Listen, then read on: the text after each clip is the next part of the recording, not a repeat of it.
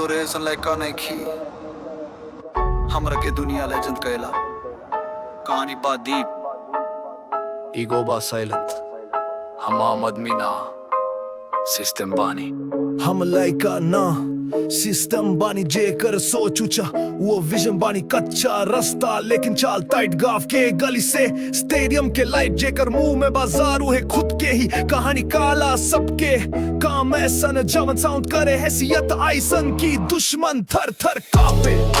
लाइका ना लेजेंड बनी गन्ना उथली दिमाग से चली काम के वेट नाम के भोकाल लोग कहें तेरा बाल लेकिन बा कमाल लाइका ना लेजेंड बानी फेस काम लेकिन अंदर से ज्वाला बानी स्टोरी बा वायरल स्ट्रगल से मिले मेडल दुनिया कहे मूसवाला के लेवल Born in the mud but I rose like a lion. Never had gold but I walk like I'm shining. They talk loud but I speak in silence. Every move clean, no need for violence. Legacy moves, I don't need no fame. Every street know my face and name. I ain't a star, I'm a storm in disguise. Musawala spirit real never dies. जब केहू साथ न देलक ओही दिन से plan से तकैले बानी चार लाइन के ना समझा हमार गेम सिस्टम बानी हम सबके झुकाइले बानी लेकिन ना